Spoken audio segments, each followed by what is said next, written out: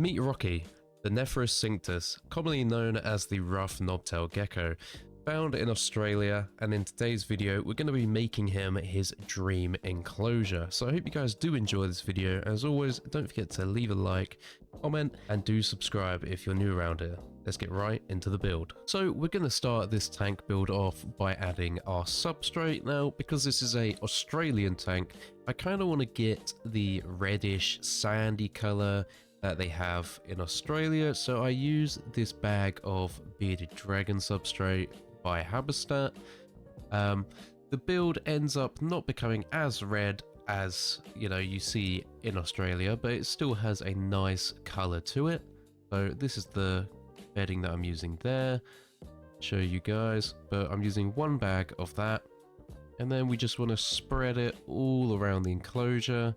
One bag does cover a 3 by 18 by 18 enclosure. That's the size of this tank. And then we're going to be adding some desert sand as well. This is the only species that I use this substrate with. You can use just pure with these guys, they love it, they cover themselves in it. But I'm just going to use a bit of this just to add another layer of substrate. And I'm going to mix it all in. Now you want to mix this for quite a while just to get it really mixed in, and then we're going to add our earth mix. Now if I was to do this again, I would use earth mix arid, but I didn't have any at the time. I had this leftover bag of just the tropical one, so I decided to use that. And now mixing is much harder with the soil because it makes the substrate much thicker and it holds better. But as you can see, it's getting that nice, like, thick consistency, and it's going to hold burrows better. And when they lay their eggs, it's not going to be as loose. It'll be more compact. You just want to mix this all in. I don't really want to see any of the dirt color. And then we're going to add our lava rock, which is red lava rock from a fish shop. You can use normal lava rock as well, or dragon stone was going to be my other option, but I decided to go with this since it is red, and I do quite like the color and shape of all these pieces. Definitely when you buy stuff like this from a fish shop, do rinse it off. Lava rock will hold the water, so if I was to do this again, I would probably give it a couple of days to let the lava rock dry, as I only gave it a day, and the tank ended up becoming a little bit humid because of how much water the lava rock can hold. But as you can see here, I'm just covering a bit of the lava rock in this substrate color just to match it all in. And then we're going to add some pieces in the middle here. Didn't want to put all the rocks in the same place. I got to fill in quite a big area here for this small gecko species. And then we've got some slate. Now with slate, do be aware that it does hold a lot of heat, so it can get very hot. So be mindful where you put it.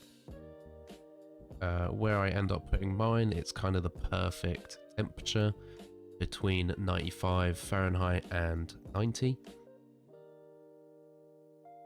Just going to cover it in this substrate once again, and I have quite a bit of this slate as well. I'll put a bit there, so we've got some, as you can see, there's 3 caves basically right there.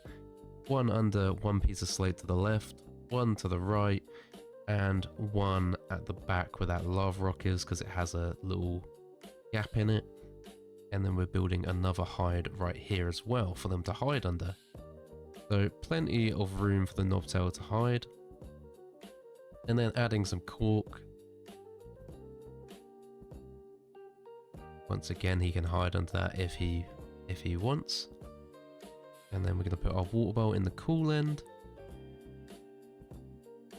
Then we're going to add our leaf litter. Now I will get more leaf litter in the future, because I wasn't too happy with the amount that I had left.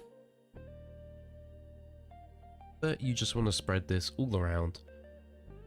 If you want this leaf litter, it is the bamboo leaf litter by Habitat. Quite good stuff for arid tanks and your tropical tanks as well. To mix it in. And then this is our spider wood, I believe it's called. So I got a nice big piece, once again from a fish shop. And then this smaller piece, which I do struggle to fit in. But we do get there in the end. And then this is the complete tank finished. Now I would like to add some succulents in the future, but I do feed locust, so I don't want the succulents getting eaten.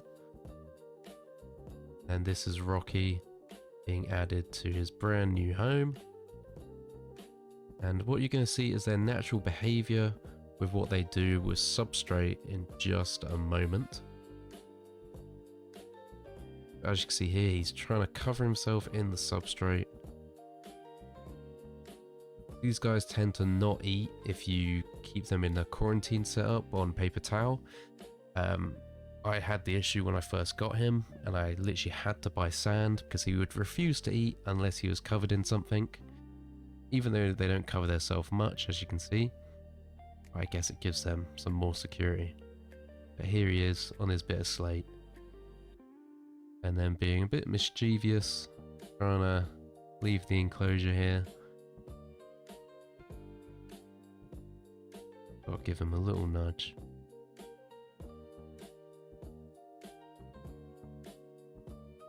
But other than that, guys, that is the end of the video. I hope you did enjoy this Australian knobtail build, the Nephrurus cinctus, I believe you say the Latin name. And if you guys did enjoy, leave a comment down below. Do like and subscribe if you're new around here, and I'll see you guys in the next one. Peace out.